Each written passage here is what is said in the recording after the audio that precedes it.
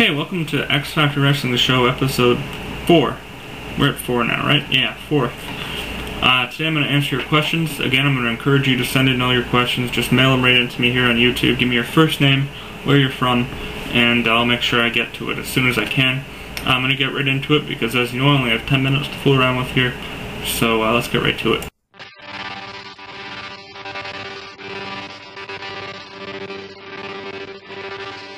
First question comes from Jill in Oklahoma. Favorite wrestler of all time? My favorite wrestler of all time? Bret Hart. Hands down. And, ironically Shawn Michaels as well, but Bret Hart. Absolutely.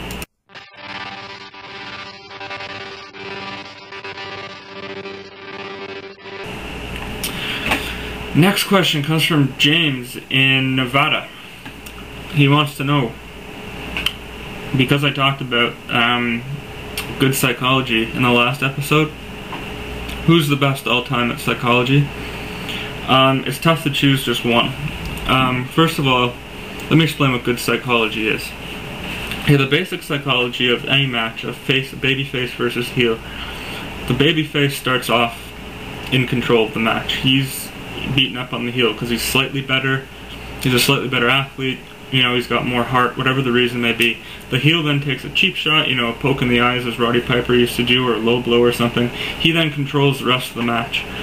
And the fans, that's building heat. The fans want to see the babyface come back. What's the babyface supposed to do? He's supposed to earn the fans' sympathy by staying down, getting his ass kicked. Okay, none of this, getting up and, destroying the heel. You've got to take a beating as a babyface, and you've got to, you got to keep trying to fight back and trying to get up. That's how you build heat, and then when you finally do, the crowd pops, and you go into your finish. And it takes a really good heel to make a babyface. There was no Stone Cold Steve Austin unless there was Vince McMahon. Okay, there was no let's see. It's another good example.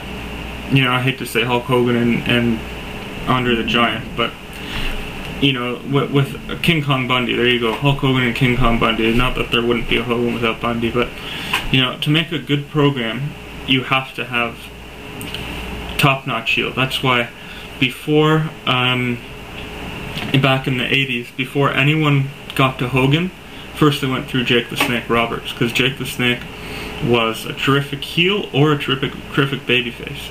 He could do anything because he had the best psychology, probably the best, maybe the best of all time, Jake the Snake Roberts. And if you got through Jake the Snake and you got over from Jake the Snake, which most of the time you did, you went on to fight Hogan.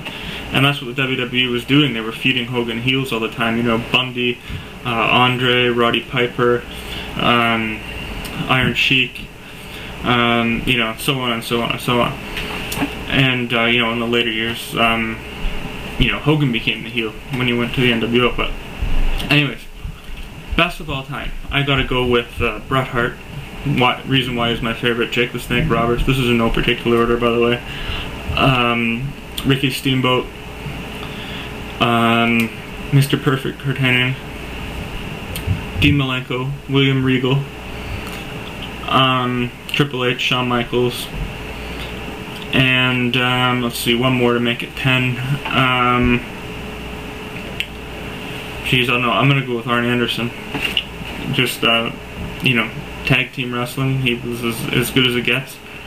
And when you look back at those matches, Randy Savage is another one who was just. He carried Warrior to a good match. He's good. Pay attention to that basic psychology, though, and you'll see. And selling injuries and so forth. Once you understand that, you can really tell who's a good worker, who isn't. It's not about who does the best moves. It's about who can connect with the fans the best, and who can make those that they're working with look better. And the people I just listed were the best at that, in my opinion.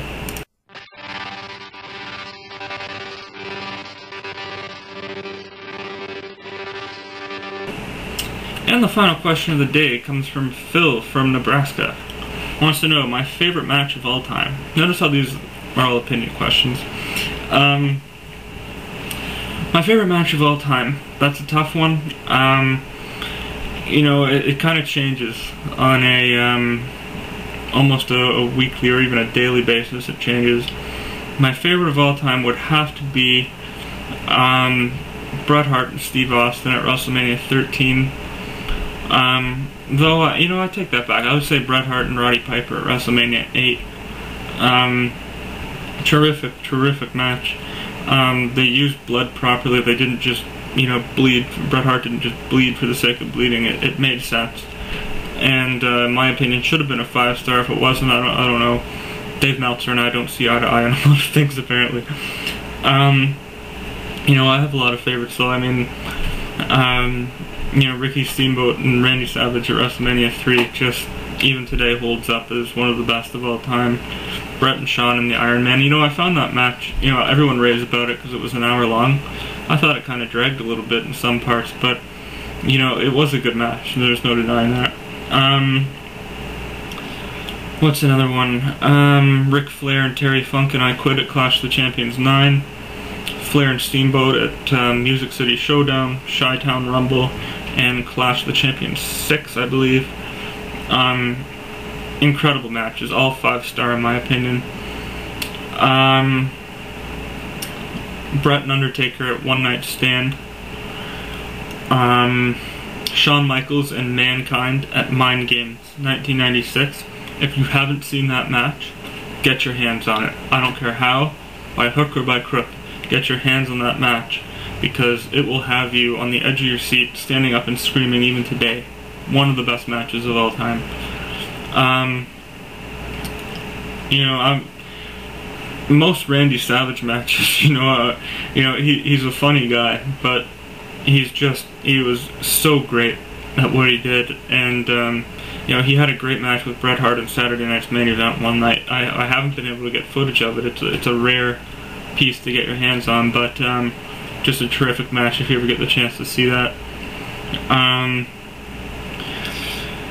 You know, most Flair matches from, you know, the 80s were pretty good. You know, I think he's a little bit overrated. He's an excellent, very exciting guy to watch, but his psychology just didn't make sense most of the time.